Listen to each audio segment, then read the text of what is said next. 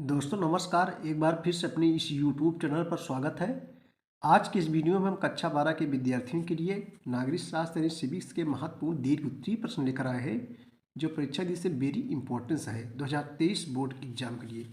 बच्चों यह जो है वीडियो NCERT से लिए हैं बुक से, जो सभी बोर्ड के विद्यार्थियों के लिए इंपॉर्टेंस रहेगा, क्योंकि NCERT सभी बोर्ड के लिए इंपॉर्टेंस रहता है। तो आइए बच्चों देखते हैं।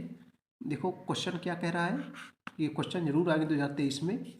पूर्वोत्तर राज्यों की प्रमुख समस्याएं क्या है और इसको जो है हल करने के दो उपाय बताइए। अथवा करके देगा बच्चों, चाहे इसको पूर्वोत्तर की राजनीति एवं क्षेत्र की स्वायत्तता की मांगों का वर्णन करें। स्वायत्तता मीन्स क्या होता है बच्चों? स्वयं का अधिकार, यानी जहाँ अपना अधिकार होता है वही स्वायत्तता होता है। तो पूर्वोत्तर बच्चों पूर्व और उत्तर मिला के क्या बनता है? पूर्वोत्तर। जैसे नागालैंड हो गया, मणिपुर हो गया, ये सब क्या है बच्चों? पूर्वोत्तर राज्य है। तो आइए इसका उत्तर देखेंगे जल्दी से। देखो 1980 के दशक में पूर्वोत्तर में क्षेत्रीय आकांक्षाएं निर्णायक मोड़ पर जो है पहुंच गई थी। इस क्षेत्र में 7 राज्य हैं जिन्हें 7 बहनें कहते हैं। कितनी बहनें? 7 बहनें के नाम से जाना जाता है। इस क्षेत्र में देश की कुल जनसंख्या का 4% लोग निवास करते हैं। 22 किलोमीटर लंबा एक गलियारा इस क्षेत्र को शेष भारत से जोड़ता है। इस क्षेत्र की सीमाएं चीन, म्यांमार और बांग्लादेश से लगती हैं और यह शेष भारत के लिए एक तरह से दक्षिण पूर्व एशिया का प्रवेश द्वार है बच्चों। 1947 जब देश हमारा आज़ाद हुआ था, 1947 में देश की स्वतंत्रता के बाद इस क्षेत्र में अनेक परिवर्तन आए हैं। त्रिपुरा, मणिपुर और मेघालय की खासी पहाड़ी क्षेत्र पहले अलग अलग रियासतों में बटा हुआ था, यानी रियासतें में से देसी रजवाड़े में बटा हुआ था। स्वतंत्रता के बाद भारतीय संघ में इनका विलय हुआ। पूर्वोत्तर के समस्त क्षेत्र का व्यापक स्तर पर राजनीतिक पुनर्गठन हुआ और 1963 ईस्वी में जो है नागालैंड राज्य बना, जिसकी राजधानी कोहिमा है। जबकि 1972 में मणिपुर, त्रिपुरा और मेघालय राज्य बने। 1987 में मिजोरम और अरुणाचल प्रदेश को राज्य बनाया गया और 1947 में देश का विभाजन होने के बाद पूर्वोत्तर क्षेत्र देश के शेष भाग से अलग थलग पड़ गया था। इस कारण से इस क्षेत्र के विकास पर ध्यान नहीं दिया जा सका बच्चों। इस क्षेत्र की राजनीति भी अपने दायरे में सीमित रही। साथ ही साथ पड़ोसी राज्यों और देशों से आने वाले शरणार्थियों के कारण इस क्षेत्र में व्यापक जनसंख्यात्मक परिवर्तन आया। इन परिस्थितियों ने इस क्षेत्र की समस्याओं को जटिल यानी कठोर बना दिया। इस भूभाग में भारत की अंतर्राष्ट्रीय सीमा रेखा बहुत लंबी है। अंतर्राष्ट्रीय, जब एक देश दूसरे देश में रेखा बनाई जाती है सीमा, तो अंतर्राष्ट्रीय सीमा कहते हैं। अंतर्राष्ट्रीय सीमा रेखा बहुत लंबी है, किंतु पूर्वोत्तर और भारत के शेष भागों के बीच संचार व्यवस्था बड़ी लचर है, यानी नरम है। इससे भी पूर्वोत्तर की जो है राजनीति का स्वभाव ज़्यादा संवेदनशील रहा। पूर्वोत्तर के राज्यों की राजनीति पर 3 मुद्दे हावी हैं: स्वायत्तता की मांग यानी स्वयं के अधिकार की मांग, अलगाववाद के आंदोलन और बाहरी लोगों का जो है विरोध। इससे पहले स्वायत्तता की मांग पर 1970 के दशक में कुछ शुरुआती पहल की गई थी। इससे शेष 2 मुद्दों ने 1980 के दशक में नाटकीय मोड़ ले लिया। पूर्वोत्तर में स्वायत्तता की मांग, हेड डालने के बच्चों, पूर्वोत्तर में स्वायत्तता की मांग, स्वयं के अधिकार को लेकर मांग की गई। पूर्वोत्तर बच्चों आप लोग अभी समझे, पूर्वोत्तर पूर्व और उत्तर मिला क्या बनता है? पूर्वोत्तर बनता है।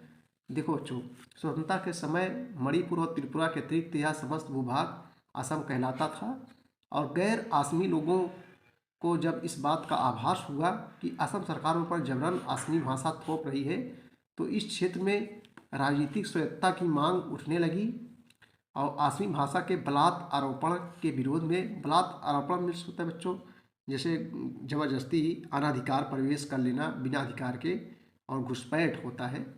तो बलात् आरोपण के विरोध में प्रदर्शन और दंगे हुए। बड़े जनजाति समुदाय के नेता ने असम से अलग होना चाहते थे। इन लोगों ने ईस्टर्न इंडिया ट्राइबल यूनियन का गठन किया, एक नया गठन किया जो 1960 में कहीं अधिक व्यापक ऑल पार्टी हिल्स कॉन्फ्रेंस में तब्दील हो गया। इन नेताओं की मांग थी कि असम से अलग एक जनजातीय राज्य बनाया जाए।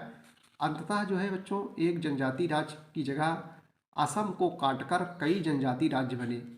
केंद्र सरकार ने जो है, केंद्र सरकार बोले तो भारत सरकार, केंद्र सरकार ने पृथक पृथक यानी अलग अलग समय पर असम को बांटकर मेघालय, मिजोरम और अरुणाचल प्रदेश जो है बनाया।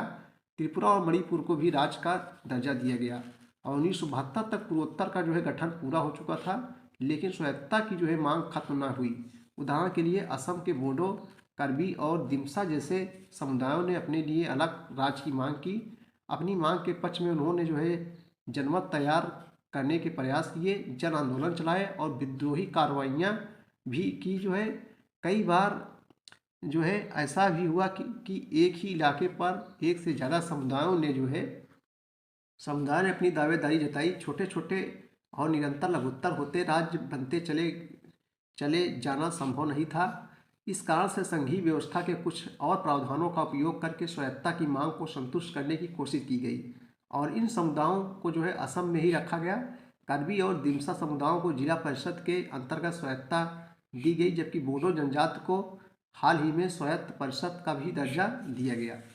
पूर्वोत्तर में अलगाववादी आंदोलन, हेडिंग डालेंगे बच्चों हम लोग पूर्वोत्तर में अलगाववादी आंदोलन, हेडिंग डालेंगे। तभी देखते हैं, देखो देश के अंदर किसी क्षेत्र या राज्य द्वारा स्वायत्तता की मांगों से निपटना सरल था, क्योंकि भारत के संविधान में विभिन्नताओं को जो है समाहार संघ में करने के लिए इस आशय के प्रावधान पहले से विद्यमान थे। किंतु जब कुछ समूहों ने जो है पृथक देश बनाने की मांग की, और वह भी किसी क्षणिक आवेश में नहीं बल्कि जो है सिद्धांत से तैयारी के साथ, तो इस मांग से निपटना कठिन हो गया। देश के जो है नेतृत्व को पूर्वोत्तर के दो राज्यों में अलगाववादी मांग को लंबे समय तक जो है सामना करना पड़ा। इन दो मामलों की जो है आपसी तुलना हमें लोकतांत्रिक राजनीति के कुछ सबक सिखाती है। स्वतंत्रता के बाद बच्चों मिजोरम पर्वतीय क्षेत्र को असम राज्य में ही एक स्वायत्त बना दिया गया। कुछ मिजो लोगों को मानना था, जो मिजोरम के थे, मिजो लोगों को मानना था कि वे कभी भी ब्रिटिश इंडिया के अंग नहीं रहे, इसलिए भारत संघ से उनका जो है संबंध नहीं है। 1959 में मिजो पर्वतीय क्षेत्र में भी भारी अकाल पड़ा। असम की सरकार इस अकाल में जो है समुचित प्रबंधन करने में नाकाम रही। इसी के बाद अलगाववादी आंदोलन को जो है समर्थन मिलना आरंभ हुआ और मिजोरम के लोगों ने क्रोध में आकर जो है क्या किया बच्चों, लाल डेंगा के नेतृत्व में मिजो नेशनल फ्रंट जो है बनाया। और 1966 में मिजो नेशनल फ्रंट ने आज़ादी की मांग करते हुए सशस्त्र अभियान आरंभ किया। मिजो नेशनल फ्रंट ने गुरिल्ला युद्ध किया। गुरिल्ला में मतलब छुप कर युद्ध करना, उसे जो है पाकिस्तान की सरकार ने समर्थन दिया था और तत्कालीन पूर्वी पाकिस्तान में मिजो विद्रोहियों ने अपने ठिकाने बनाए। भारतीय सेना ने विद्रोही गतिविधियों को दबाने के लिए जवाबी कार्रवाई की, जिसमें आम जनता को भी कष्ट उठाने पड़े।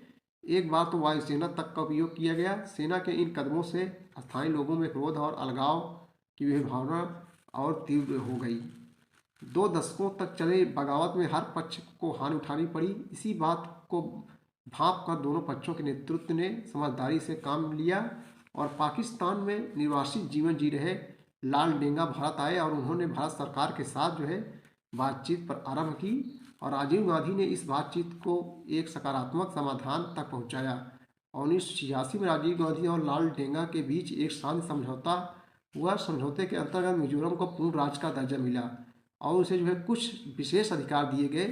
मिजो नेशनल फ्रंट अलगाववादी संघर्ष की राह छोड़ने पर जो है राजी हो गया। लाल डेंगा मुख्यमंत्री बने। यह समझौता मिजोरम के इतिहास में एक निर्णायक मोड़ सिद्ध हुआ। आज मिजोरम पूर्वोत्तर का सबसे शांतिपूर्ण राज्य है और उसने कला, साहित्य तथा विकास की दिशा में अच्छी प्रगति जो है की है। नागालैंड का घटनाक्रम मिजोरम की ही भांति है, किंतु नागालैंड का पृथकवादी आंदोलन अधिक पुराना है और अभी मिजोरम की तरह जो है संतोषजनक समाधान नहीं निकल पाया है। आगामी जापू फिंजो के नेतृत्व में नागा लोगों के एक वर्ग ने 1951 में अपने को भारत से स्वतंत्र घोषित कर दिया था। फिजो ने वार्ता के कई प्रस्ताव ठुकराए। हिंसक विद्रोह में एक दौर के बाद नागा लोगों के एक वर्ग ने भारत सरकार के साथ एक समझौते पर हस्ताक्षर किए, किंतु अन्य विद्रोहियों ने इस समझौतों को नहीं माना और नागालैंड की समस्या का समाधान अभी भी जो है होना शेष है। देखो बच्चों, ये अंगमी जापू फिजो के नेतृत्व में, ये आगामी नहीं है, अंगमी है।